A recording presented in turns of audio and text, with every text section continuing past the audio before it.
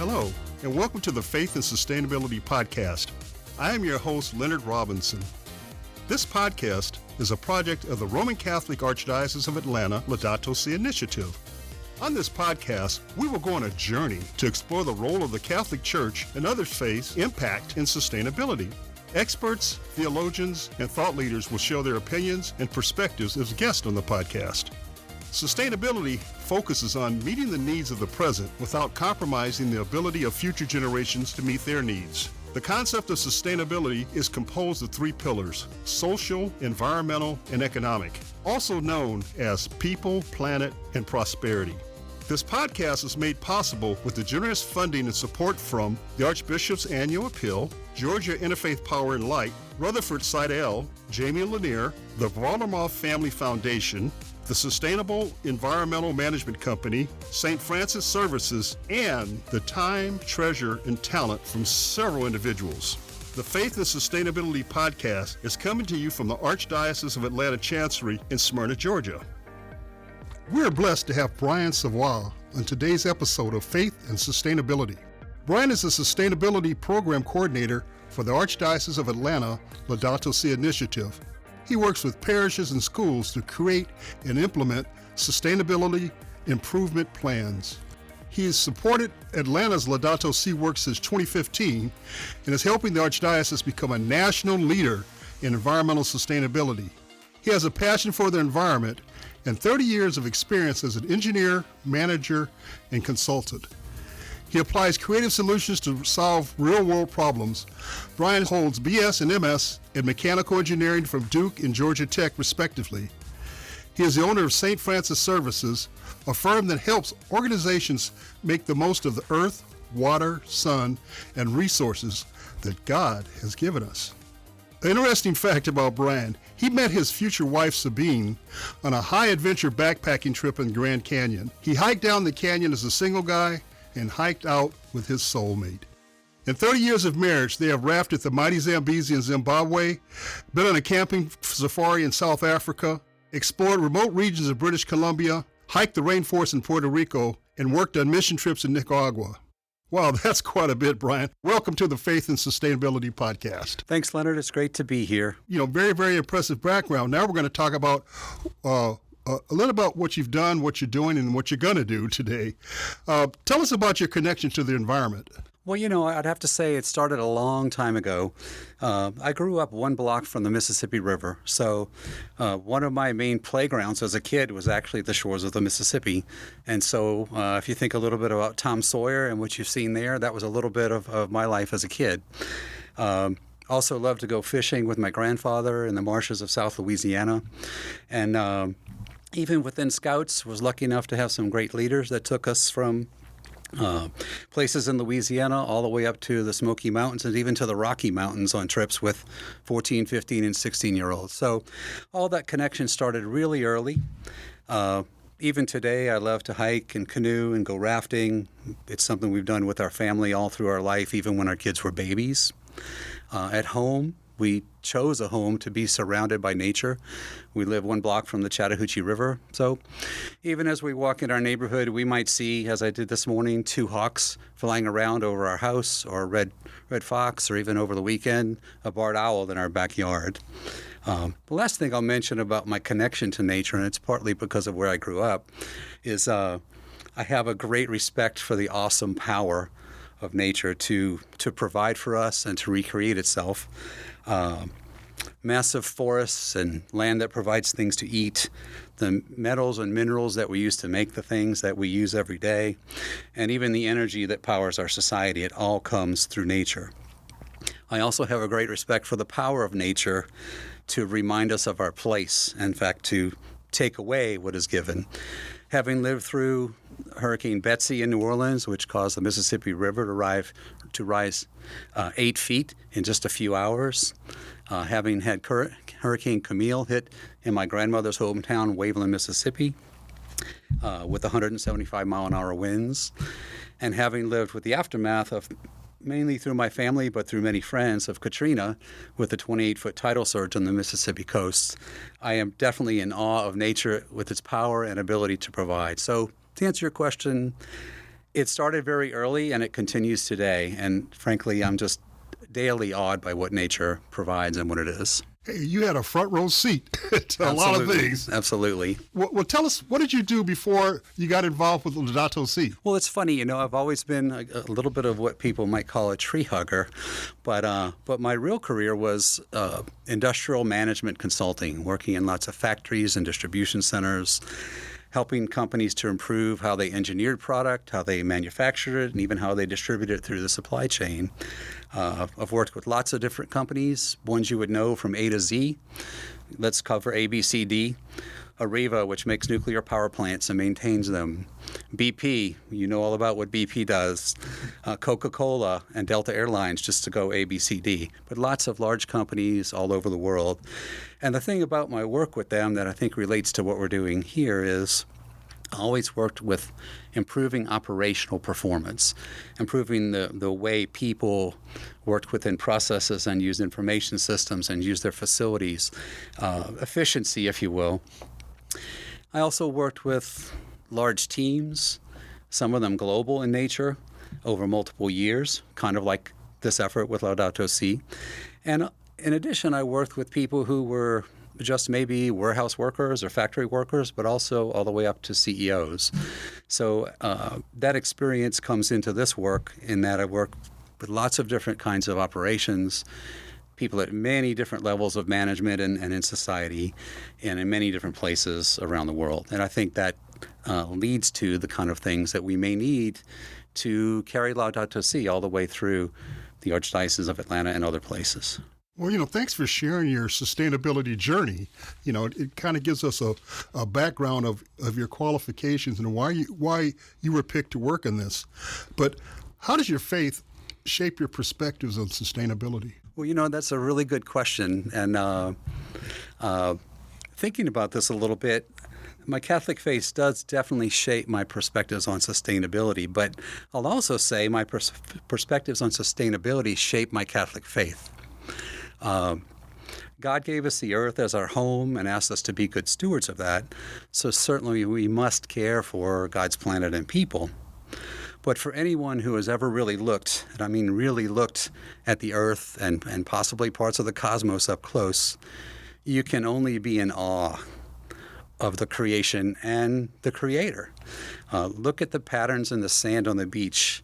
Look at the inside of a flower or the fractal patterns of a coastline. Look at the power of a hurricane or the birth of stars, the regenerative nature of certain things. It's like magic, really, but it's really about God's power and His majesty and His plan. And this must inform our faith. So that's where my views of sustainability actually inform my faith as much as my faith informs my views of sustainability. How could we possibly think that we're in charge? Very good point. Well, now we move a little bit closer. How did you get involved with the Laudato Si initiative? Well, this is one of those stories that I guess will always just be a really good story. In the years before 2013, my wife Sabine, who you mentioned earlier, and I had actually written a business plan to form a small consulting firm to help organizations to make the most of the earth and the water and the sun and the wind, especially organizations that didn't have some way to do that on their own, ones that would need help doing that. We were ready to start the company. We had picked a name, St. Francis Services, but we still didn't quite have the guts to quit what else we were doing and to go. So while we were waiting to take that first big step, waiting for a sign, if you will, on May 24th, 2015, Sabine's birthday, the Pope published the Laudato Si encyclical. That's all we needed to begin our journey toward doing much more of St. Francis Services and much less of what we'd done in the past. So we started our company then, and very soon after that, I saw what was happening here in Atlanta. I happened to see Susan Varlamoff's name mentioned related to Laudato Si. Met her at a Starbucks coffee shop, and as she'll say, with a wobbly table. And we chatted there and talked about how I basically just had to be involved in this work going forward. And from that day, through changes in archbishops, changes in VPs of operations in the Archdiocese, changes through VPs of development and directors of communications. Since that day, I've been involved with the Laudato Si initiative as it is today. Oh, great. Yeah, Susan and the wobbly table. I think I've heard that story before. Okay, well, explain how your background allows you to contribute to the Laudato Si initiative in a unique way. Well, everyone who jumps in with both feet in the Laudato Si initiative has a lot to offer. So it's a challenging group to be with because everyone knows so much and is so capable. But as I mentioned earlier, my consulting career focused on helping large organizations to succeed, and especially in complex projects that they hadn't ever done before, also known as first of a kind. Mm-hmm.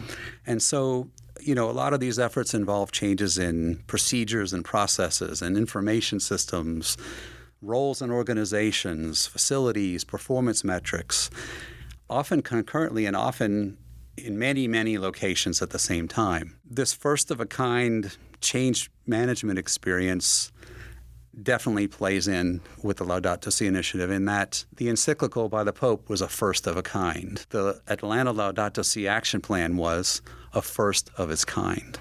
Therefore, those demanded a first of its kind Laudato Si initiative program, a proposal, and a work plan to make it happen.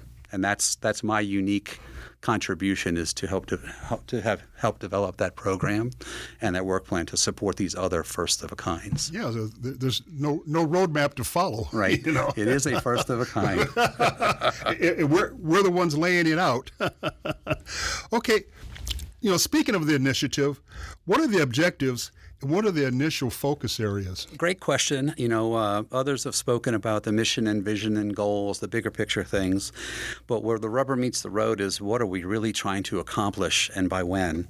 The team putting it together, this plan together, defined 12 or so numerical or measurable objectives. But they range from things as soft but as important as influencing hearts and minds and behaviors to align with Laudato Si, to being active in the public square, taking a stand on issues, if you will, to reducing the environmental impact of transportation, and numerous other things. But the ones we're focusing on first, because they're so practical and it's a win-win for those who get involved with, they're focusing on about 4 things. One is creating a culture of care for creation in parishes and schools. 2, reducing energy by at least 25%, energy use that is, 25% reductions on water use, and up to 50% reductions in reducing waste going to landfill, and then the associated reduction in the carbon footprint by 25%. Those are the initial objectives that we're working on right now and have been for the past few years. How does this first-time approach and work plan support the objectives of the scope of the initiative? With the Laudato Si initiative being so broad, and others have mentioned the scope, but just to touch on that, perhaps up to 128 locations, parishes and schools, if you will. 10 different aspects of the action plan to implement everything from conserving energy to taking a stand in the public square. 7 to 10 years of work across the Archdiocese, maybe 5 years involvement by each church. This is a significant effort if it plays out that way. The way the approach and work plans support the objectives is to pick a few objectives first, and therefore begin work in those areas first. So if one of our first objectives was to reduce energy usage by 25%, one of the first things we engage with parishes and schools on is reducing their energy use by up to 25% or more. Same with water, same with energy conservation. So we've scoped the effort to be large, but we're taking in bite-sized chunks and taking only 10 to 12 parishes and schools at a time. So our small team won't be overwhelmed by working with over 100 parishes and schools at once. So that's the approach, is to look very broadly and take the long-range view, but also to take a very practical approach in the near term and take small amounts of effort at a time with those who are ready, willing, and able. Consume that elephant one bite at a time, right? Right, and so far it's tasted pretty good. Okay, what strategies are important for the success of the initiative? Well, Anyone can lay out a project plan and look at a timeline and resources and all, but the sort of the lifeblood or the culture of an effort like this is how you go about the work, and that's what we call strategies. And so certainly working within a Catholic organization, we have to look at Catholic social teaching and how those teachings relate to the work we're doing. So two key strategies that we're working with are subsidiarity and solidarity. Subsidiarity meaning to seek to have leadership and decisions and work done from the lowest local level possible by people close to the point of the change. So this effort is not about forcing something from the top or demanding too much from a parish that's not ready. What it is about is working with those who are ready, willing, and able, and waiting for the right time for them to be ready, willing, and able. In the sense of solidarity, this is really about no one left behind. It's about advancing together. And so we look for solidarity in ways that can allow people to involve themselves through time, talent, and treasure. Often people will donate their time if you define what you need and why. They'll often provide their talent, their knowledge, again, if you define that need and listen to how they can contribute and find a way for them to contribute. Lastly, on treasure, solidarity is frankly about not being afraid to ask for money. If you define a real need and people have more than they need, and if they believe in this cause, they are sometimes willing to contribute to this cause. So that those two strategies, subsidiarity and solidarity, are two key ones that we're working on and working with every day. How much time and resources will it take to accomplish the objectives of the initiative across the Archdiocese of Atlanta? Well, that's a big question with a big answer. We knew from the beginning this would be a 7 to 10 year effort. That's before COVID was even considered. So let's say that 7 to 10 years is definitely a 10-year plan as a planning number. So 10 years of effort if it goes the way we want.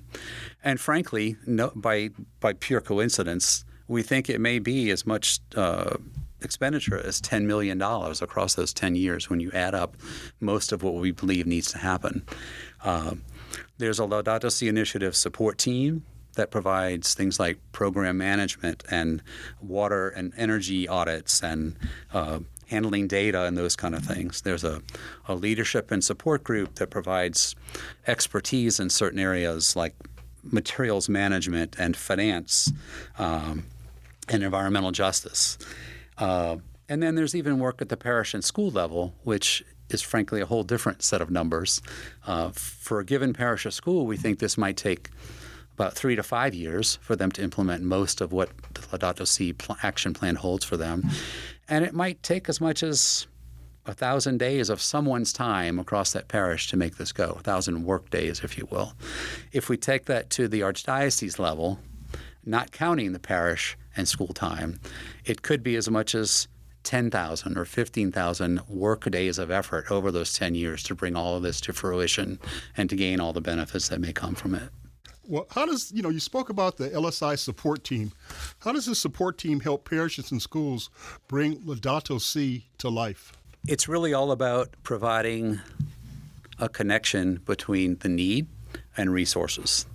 Many parishes are very capable and can do almost everything they need to make this effort go. So it may be just connecting them with a few key resources and then they're off and running. They may not need any help on money. They may not need any help on energy or water or waste expertise. They may not need any help on managing their work. So some don't need much at all. But for those who do need help in some way, what we're able to provide through our small team is faster, more effective ways to get results. Things like assisting in assessing their facilities and their energy use and water use. Things like performance benchmarking against other parishes and schools so they can get an idea of where they stand. Helping them apply for matching grants to do improvements at their facility, helping them develop 3-year improvement plans that they can bring to a pastoral council to make a case for the changes they want to make. Also, let's not forget, just getting each church and school up and running with a creation care team is one of our main objectives up front. And certainly there's a lot of things we do to help support that growth of those teams. What resources are available today and what resources are still needed? The first thing I would say is if we look at the amount of resources I mentioned earlier, I think we're running now with about less than 10% of those that we really think we need for this effort. So we're in early days still, even though we've been at it a little while. The resources that we have are certainly the creation care teams in the parishes and individual Catholic faithful in those parishes who aren't yet part of teams. There's our fairly small Laudato Si support team here, centered in the Archdiocese with Kat Doyle and Leonard, that's you, and myself and Susan Varlamoff and Jay Bassett, who I know will appear on other podcasts. We're also very closely working with Georgia Interfaith Power and Light, Cody Nord, and others you've mentioned. Another part of our support, however, is the full support that we're getting from Archbishop Hartmeyer and Bishops Conslin, Schlesinger, and Bishop Tran, of course. We're also getting great help from a number of groups within the Chancery, including the Communications Department. Not saying that just because we're here today, but because they have provided and will continue to provide a lot of help that we really need. And then at a little further reach, but certainly helping us in a number of ways, other partners and collaborators such as the U.S. Green Building Council and even the utility companies in some way in terms of rebates and things like that.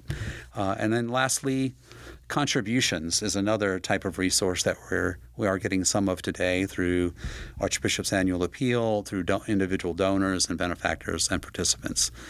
What we don't have yet today, for the second part of your question, is we only have a small amount of the total funding that we think we'll need over the 10 years. So there's that.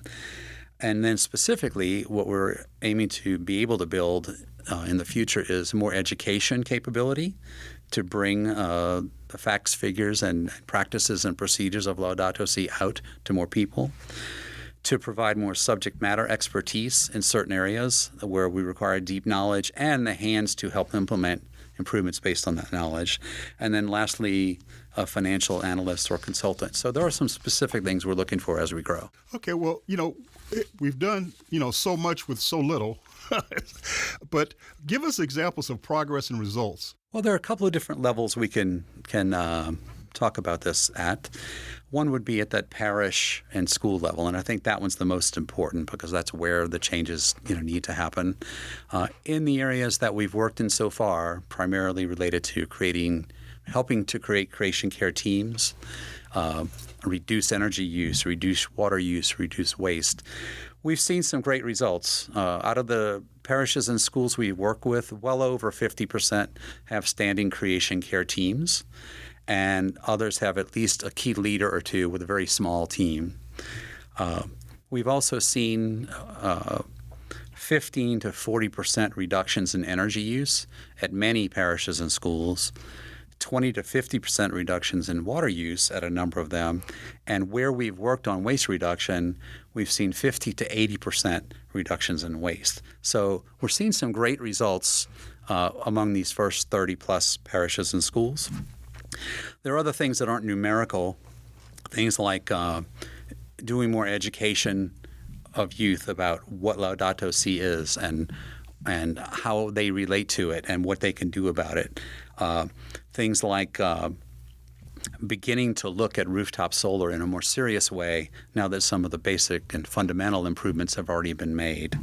And also getting more involved with advocacy, things like titanium mining around the Okefenokee, or trying to strongly encourage Georgia Power to truly take care of and clean up its coal ash ponds, especially near aquifers in Georgia. So in terms of progress and results, there are numerical things. There's some that aren't so numerical. And then there are perhaps things that are just worth mentioning, things like we have people involved at a national level within Laudato Si improvement type work. We fortunately have received a fair amount of media attention related to the work here, and that in itself is a form of progress, and that we're being recognized as being leaders in the U.S. in this work. And we hope that will lead us to more resources to continue and grow the momentum of this work. So by joining the initiative, what do the schools and the parishes agree to do? Well, it's a great question, and it's really important, I think, to set clear expectations early on so people aren't afraid to sign up, but they also know what is expected of them when they do. And this is usually covered in a conversation. In fact, it's always covered in a conversation with the pastor and principal and key people within those organizations. Things like we do have them sign a memo of understanding that explains these things. We won't move forward with them until the pastor or principal has said yes in writing. And the things they're saying yes to are sharing information about their energy, water, and waste, and about their facility, developing a 3-year sustainability improvement plan so that they can truly make the improvements, not just have an assessment that identifies the improvements. It's a promise to create or start or strengthen an existing creation care team, and that may take a while and some persistence to make happen. We also ask them to commit to looking for matching grants for the improvements they may make so that they don't have to shoulder the whole burden themselves. And then the other things we kind of offer, but it's also we ask them to, is to network with other parishes and schools because no one has all the answers, but together we can get most of the answers we need and move ahead. So those are the types of things that we are asking them to commit to do. Who can join the initiative and who has already joined, or can you tell? It's no secret. First of all, we actively seek out parishes and schools who have at least begun some effort in Laudato Si. If we hear that someone is trying to reduce their energy use or starting to create to form a team or is doing a lot of work related to vegetable gardening or pollinator gardens or those kind of things, they're often our best candidates because they already see the need and have the desire to do the work and have begun. To more fully answer your question, any parish, mission, or school who can show that they're ready, willing, and able to join can join. We do, however, insist that the pastor or principal be fully on board. And so far, over 30 have formally joined the initiative, with another 8 or 10 working independently. What is the process for a parish or school to join the initiative? It's pretty simple, actually. All they would need to do is contact myself or Leonard Robinson across the table here, or Kat Doyle. That can be by phone. Email's also easy. We're all on the Archdiocese email system. Savoie, Savoie at archatl.com, L Robinson at archatl.com, and K Doyle at archatl.com. And then we'll meet with you, talk a little bit about where your church or school is. Do you understand what you may be signing up for? Share who's already been doing the work. We would gather some basic data and then get moving. So it's really a pretty simple process, but it begins with contacting one of us. How else can the parishes and schools get information on the initiative? Where else can they find information? They can find a bit of information on the Laudato Si initiative website, which is on the Archdiocese larger website. I should say Laudato Si initiative web page. Yes. On the Archdiocese website. You might find it under Life, Dignity, and Justice, or through emailing any one of us, whose emails I just provided a minute ago, and you'll find a pretty quick response, I think, about providing information and pointing to things that would be useful. As we wrap up this great interview, why don't you give our listeners a call to action, Brian? Well, I'm going to fall back on Pope Francis for this. Pope Francis asked us to do 6 things in the encyclical. He asked us to observe God's creation and its current condition, observe how we live, ponder and discern what that means to each of us, to seek some type of conversion toward the ecology, toward the environment, if you need it, to look around and know that there's help around you, and then to lead and act with love. And that's where I'm going to jump off with my own call to action, which is that all of us can do something, and some of us can do quite a lot. All right, well, everybody out there, you got Brian's call to action, so make it happen. No excuses. This was great. Brian, thank you so much for coming onto the podcast. Thanks a lot. You've been listening to the Archdiocese of Atlanta Faith and Sustainability Podcast from the Chancery at the Archdiocese in beautiful Smyrna, Georgia. On behalf of those that make this podcast possible, I am your host, Leonard Robinson. Meet me next week on the corner of faith and sustainability. May the Lord be with you.